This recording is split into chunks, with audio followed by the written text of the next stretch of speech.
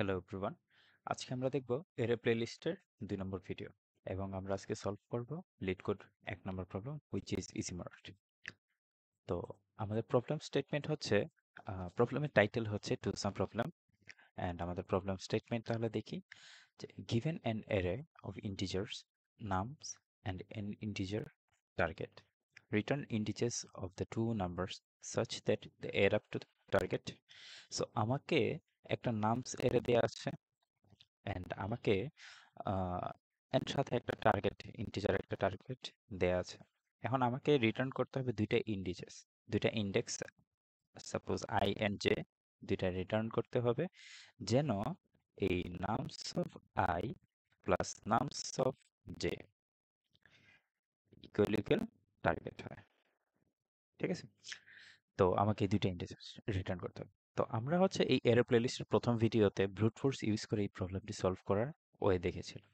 আজকে আমরা একটু বেটার অ্যাপ্রোচ, স্পেশালি আমরা যেন big of N A solve করতে পারি ওইরকম একটা অ্যাপ্রোচ খুঁজে বের করার পরে ওই চিন্তা করার চেষ্টা করব। তো ওইখানে যখন আমরা ব্রুট ফোর্স সলভ করতে দেখেছিলাম তখন আমরা কি করতাম, প্রত্যেকটা ইন্ডেক্সের আমরা যেমন এখানে আই রাখতাম, তারপর এখানে জে রাখতাম, তারপর আমরা হচ্ছে এই আই আর জে কে পুরো এন মানে পুরো প্রথম এর প্রথম থেকে শুরু করে শেষ পর্যন্ত আইটারেট করে করে প্রত্যেকটা পেয়ার আমরা চেক করতাম, আই আর জে তৈরি করতাম, তাদের হচ্ছে ওই নামস আই এন প্লাস নাম জে করতাম, টার্গেটের সমান হয় কিনা সেটা খুঁজে বের করতাম। যদি হয় তাহলে আই জে রিটার্ন করতাম, না হলে আমরা আই আর জে কে সামনের দিকে আহ, সামনে আগাতাম। তো এইভাবে আমরা ব্রুট ফোর্স সলভ করতাম, কিন্তু আমরা এখানে ওই সার্চের জায়গাটা কি কি বলতেছে ভালো করে শুনে, যে সার্চ টা যদি আমরা আরো এফিশিয়েন্টলি করতে পারি, আর কোনো ডেটা স্ট্রাকচার বা অন্য কোনো কিছু ইউজ করে যদি আমরা এই সার্চের অপশনটা বা সার্চ করাটাকে যদি আমরা আরেকটু মিনিমাইজ বা অপটিমাইজ করে নিয়ে আসতে পারি, তাহলে আমাদের প্রপার অ্যালগরিদমটা বা পুরো অ্যালগরিদমটা বিগ অফ এন এর কাছাকাছি বা বিগ অফ এন করতে পারবো। তো এবার আমাদের তাহলে থট প্রসেসটা কি? আমাদের থট প্রসেসটা হচ্ছে এটাই, যে আমরা যেন সার্চ অপশনটাকে একটু অপটিমাইজ করতে পারি, এন্ড তখনই আমাদের সবচেয়ে কাজে আসে হ্যাশ টেবিল ডেটা স্ট্রাকচার। তাহলে হ্যাশ টেবিল ডেটা স্ট্রাকচার কি? হ্যাশ টেবিল ডেটা স্ট্রাকচার হচ্ছে কাইন্ড অফ অ্যারের মতোই, যেখানে আমরা হচ্ছে কি ভ্যালু পেয়ার স্টোর করে রাখি। মানে একটা কি এর পার্সপেক্টিভে একটা ভ্যালু স্টোর করে রাখি আমরা। যেমন এর ক্ষেত্রে কি হয়, অ্যারে বা সিপিপিতে ফ্যাক্টরের কথাই যদি বলি, যেমন এখানে নামস অফ আই, এইখানে আইতম ইন্ডেক্সে আমরা হচ্ছে একটা ইন্টিজার রাখি, স্টোর করি, ঠিক আছে, বা একটা ভ্যালু স্টোর করি। এখন আমার হ্যাশ টেবিলে কি হয়, হ্যাশ টেবিলে হচ্ছে এরকম একটা ডেটা স্ট্রাকচার থাকে যেখানে আমার একটা কি থাকে, অ্যান্ড কি এর পার্সপেক্টিভে আমরা একটা ভ্যালু স্টোর করে রাখি। ঠিক আছে, যেমন এটা হইতে পারে আমরা যদি বলি যে আমরা হচ্ছে স্টোর করতে চাই একটা ডেটা স্ট্রাকচার অ্যারে নেই, যেমন হচ্ছে 1 2 3, আবার 1, আবার হচ্ছে 3 and 4।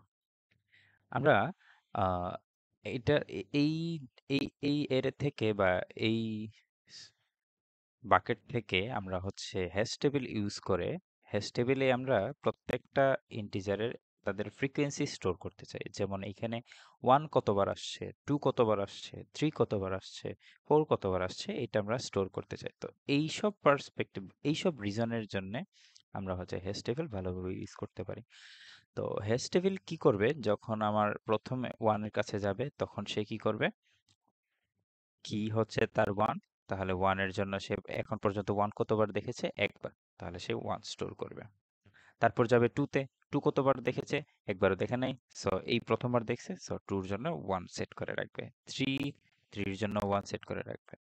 এইবার যখন 1 এ আসবে, সে দেখবে যে সে অলরেডি 1 বা 1 কি তার কাছে আছে, সো সে কি করবে, তার যে 1 এর যে কাউন্ট আছে এটাকে সে 2 করে দিবে, এক বৃদ্ধি করে। ঠিক আছে, তো এবার এটা কত হয়ে যাবে, 2 হয়ে যাবে। মানে সে 1 দুইবার দেখছে, 2 একবার দেখছে, 3 একবার দেখছে। তারপর যখন 3 তে আসবে, 3 তে এসে সে দেখবে যে সে অলরেডি এই 3 কিটা তার কাছে স্টোর করা আছে, সো সে 3 কাউন্টটা বাড়িয়ে দিবে। বাড়িয়ে দিয়ে সে কি করবে, সে এখানে 2 করে দিবে। 4 নতুন দেখলো, তো সেইখানে 4 বার করে দেবে। তো হ্যাশ টেবিল হচ্ছে এইভাবে কাজ করে। অ্যান্ড হ্যাশ টেবিলকে আমরা সিপিপিতে বা আমরা হচ্ছে কোডে যেভাবে আহ, আমরা হচ্ছে ডিক্লেয়ার করব বা ইউজ করবো সেটা হচ্ছে unordered map, unordered map. And আমাদের দুইটা ইন্টিজার ভ্যালু লাগবে, একটা হচ্ছে আমার ইন্ডেক্স, সরি, একটা হচ্ছে ইন্টিজার ভ্যালু অ্যান্ড তার পার্সপেক্টিভে তার কাউন্ট বা ফ্রিকোয়েন্সি, সে কতবার ওই এর নামস এর মধ্যে কতবার অফার করছে। সো আমরা হচ্ছে অ্যান্ড কাইন্ড অফ যে কোনো একটা কিছু নাম দিয়ে দিব। ঠিক আছে?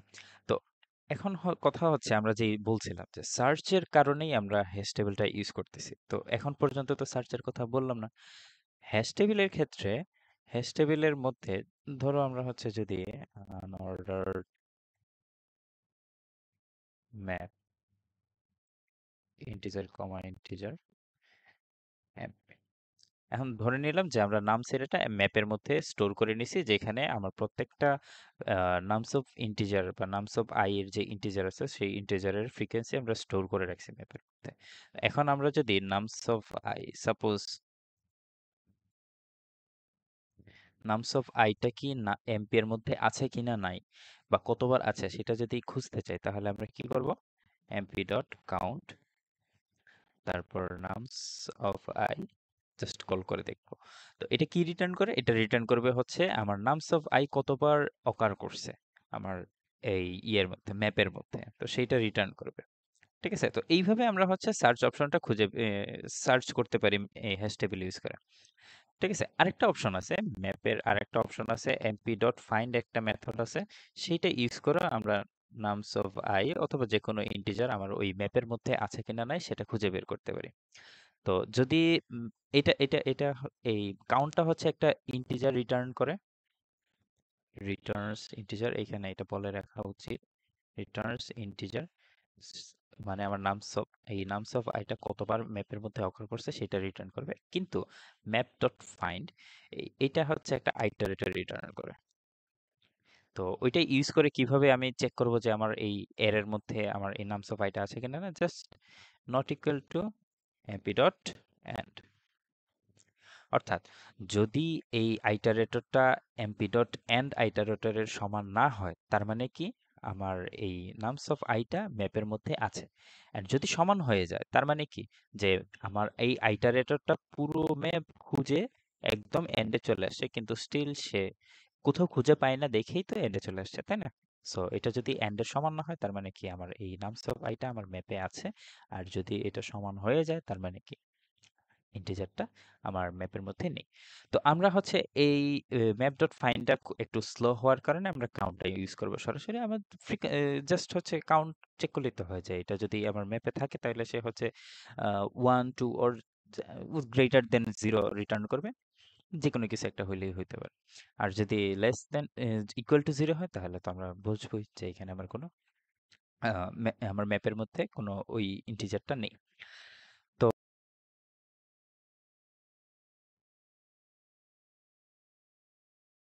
আচ্ছা, তাহলে আমরা হ্যাশ টেবিল শিখলাম যে হ্যাশ টেবিল কি। তো এই হ্যাশ টেবিল ইউজ করে কিভাবে আমরা এই টু সাম প্রবলেমটা সলভ করব, তাহলে সেটা এবার দেখি।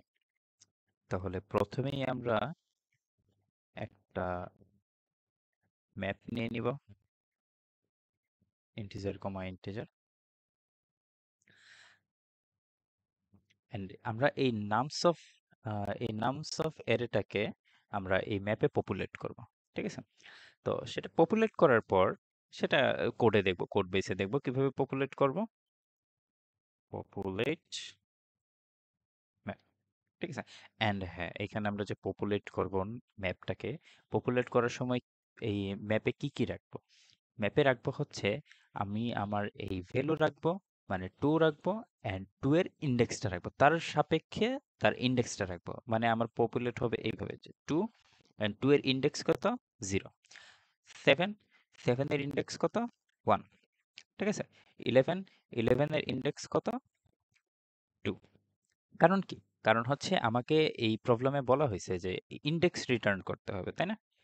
রিটার্ন ইন্ডিচেস, আমাকে ইন্ডেক্স রিটার্ন করতে হবে। তো তখন আমরা যখন পেয়ে যাব আমার ম্যাপের মধ্যে কোনো নাম্বারটা যে অ্যাভেলেবেল আছে কিনা ওই কাউন্ট ইউজ করে, তখন তার ইন্ডেক্সটাকে আমরা জাস্ট রিটার্ন করে দেব। ঠিক আছে?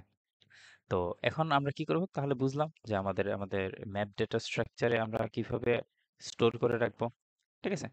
তো এবার কি করব? এবার হচ্ছে একটা ফর লুপ চালাবো। পপুলেট করা হয়ে গেলে আমরা হচ্ছে একটা ফর লুপ চালাবো। ফর লুপ চালায় কি করব? আমরা হচ্ছে এইখান থেকে আমাদের ফর লুপটার আইটারেশন শুরু করব। যে 2 তে গেলাম এবার। আমরা নামস অফ i থেকে আমরা কি পেলাম? 2 পেলাম। এখন আমার টার্গেট তো হচ্ছে 9, কিন্তু আমার কাছে আছে এখন বর্তমানে 2। তাহলে আমাকে টার্গেট ফিল আপ করার জন্য আরো কত লাগবে? আর লাগবে হচ্ছে একটা ভেরিয়েবল নিয়ে নিই, ইন্টিজার কমপ্লিমেন্ট। এটার মধ্যে স্টোর করব। আমার কত লাগবে আরো? Target minus nums of i which is 7। আমার আমার আরো দরকার 7। তো এইবার আমি আমার ম্যাপে খুঁজে দেখব যে আমার কি এই 7 কি অ্যাভেলেবল? অ্যান্ড হ্যাঁ, অ্যাভেলেবল এই যে। তাহলে আমি কি পেয়ে গেছি? আমি আমার প্রয়োজনীয় নাম্বারটা পেয়ে গেছি 7। তাহলে তার ইনডেক্স কত? 1। আর আমার i তো আছেই, যে আমি i এ আছি। তাহলে আমি রিটার্ন করব কি? যদি আমি আমার কাউন্টে পেয়ে যাই। রিটার্ন করার আগে ওই স্টেটমেন্টটা দেখায় দিই কিভাবে আমরা ওই কাউন্ট খুঁজে বের করব। If map dot count complement, যে আমার 7, এইটা কি অ্যাভেলেবল? গ্রেটার দেন 0 দিলেও চলে, না দিলেও চলে। যদি অ্যাভেলেবল হয় তাহলে আমি রিটার্ন করে দিব। কি রিটার্ন করব? আমার ইনডেক্স রিটার্ন করব। কি? কোন ইনডেক্স? আই রিটার্ন করব। অ্যান্ড কোনটা রিটার্ন করব? আর রিটার্ন করব হচ্ছে ম্যাপ অফ কমপ্লিমেন্ট, মানে তার ইনডেক্সটা রিটার্ন করে দেবো। ঠিক আছে? আর যদি না হয় তাহলে এটা আইটারেশন করতে থাকবে, কন্টিনিউ করতে থাকবে, অ্যান্ড ফাইনালি যদি এইখানে কখনো যদি রিটার্ন না হয় তাহলে আমি, তার মানে কি, আমি আমার এখানে কোনো কিছুই পাই নাই। যে তার মানে আমি আমার টার্গেট এই নামস অফ এরে দ্বারা ইউজ করে আমি টার্গেটে কখনো পৌঁছাতে পারবো না। ঠিক আছে? তো তখন হচ্ছে একটা এমটি এরে রিটার্ন করে দিব। তো তাহলে এইভাবে আমরা হচ্ছে এটা সলভ করতে পারি। এখানে এইটাকে আরেকটু ইমপ্রুভ করা যায়। কিভাবে ইমপ্রুভ করা যায়? এই পপুলেট করার পার্টটুকুটা আমরা হচ্ছে এই ডাবল পাথে, মানে এখানে একটা ফর লুপ লাগবে, আর এখানে আমার টোটাল ক্যালকুলেশনের জন্য আরেকটা ফর লুপ লাগবে। তো আমরা দুইটা ডিফারেন্ট ফর লুপ ইউজ না করে আমরা হচ্ছে একটা ফর লুপ ইউজ করি, মানে ওয়ান পাথের মাধ্যমে এই প্রবলেমটা সলভ করতে পারি। কি করব? এই পপুলেশনটা এইখানে না করে আমরা হচ্ছে জাস্ট এইখানে করব। এই রিটার্নের পরে যদি, অর্থাৎ যদি আমার এই কাউন্টটা না থাকে, তাহলে হচ্ছে আমার ম্যাপে আমি নামস অফ আইটা জাস্ট নামস অফ আই এর রেসপেক্টে আমি তার ইন্ডেক্সটা স্টোর করে দেব। মানে নামস অফ আই হচ্ছে যেমন হইতে পারে 2। ঠিক আছে? অ্যান্ড তাহলে ম্যাপে ম্যাপ অফ 2 এর মধ্যে আমি আই স্টোর করতেছি, মানে তার ইনডেক্স 0। 0টাকে আমি স্টোর করতেছি তার মধ্যে। ঠিক আছে? তো এটার মাধ্যমে কি বোঝাচ্ছে? এটার মাধ্যমে বোঝাচ্ছে যে আমি আমার ভ্যালুর বা ওই নামস অফ ইন্টিজারের i এর রেসপেক্টে তার ইনডেক্স 0টাকে, বা যার যত ইনডেক্স, যেমন 7 এর ইনডেক্স। ওকে। তাহলে এবার আমরা এটা কোড আপ করে ফেলি। তো প্রথমেই আমরা আমাদের আনঅর্ডার্ড ম্যাপকে ডিক্লেয়ার করব। তারপর এই নামস অফ সাইজকে একটা ইন্টিজারে স্টোর করে নিলাম। তারপর এবার আমাদের হচ্ছে ফর লুপ, ইন্টিজার i 0 থেকে শুরু, n পর্যন্ত যাবে, প্লাস প্লাস করে। তারপর আমরা হচ্ছে ওই কমপ্লিমেন্টটা খুঁজে বের করে নিব, যে আমার টার্গেটে পৌঁছাতে টার্গেটে পৌঁছাতে আমার আরো কত দরকার। এন্ড সেই কমপ্লিমেন্টটা কি আমার ম্যাপে আছে? থাকলেও কত কাউন্ট, সেটা যদি 0 থেকে বড় হয় তাহলে আমাদের হয়ে যাবে অ্যাকচুয়ালি। তো সেটা কি আমার এই ম্যাপের মধ্যে আছে? সেটা আমরা দেখব এবার। যদি থাকে তাহলে অবভিয়াসলি আমি আমার আনসার পেয়ে গেছি। আমি আই, মানে ইনডেক্স আই, অ্যান্ড হচ্ছে আমার ওই কমপ্লিমেন্টের ইনডেক্স, অ্যান্ড ইনডেক্সটা কোথায় আছে? আমার ম্যাপে আছে রাখা। তাহলে ম্যাপ অফ কমপ্লিমেন্টটা রিটার্ন করে দিব। ঠিক আছে? তো যদি না হয় তাহলে আমি সিম্পলি হচ্ছে ম্যাপে এটা স্টোর করে নিব। নামস অফ আইটা আমি আমার ম্যাপে স্টোর করে নেব। অ্যান্ড নামস অফ আই তো স্টোর করব, অ্যান্ড তার রেসপেক্টে কি স্টোর করব? তার ইন্ডেক্সটা ইনস্টল করে নেব। অ্যান্ড যদি এই টোটাল লুপ চলে যায় কিন্তু আমি যদি কোনো রেজাল্ট না পাই তাহলে কি? তাহলে আমি আমার টার্গেটে পৌঁছাতে পারি নাই অ্যান্ড একটা এমটি এটা রিটার্ন করে দেব। সো এটা রান দিয়ে দেখি।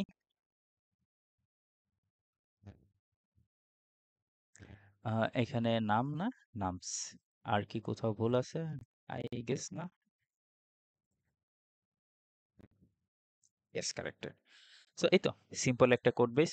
এখানে জাস্ট আমাদের হচ্ছে এই আনঅর্ডার্ড ম্যাপটা ইউজ করার মাধ্যমে আমরা অনেক ইজিলি প্রবলেমটা সলভ করতে পারি। Thank you.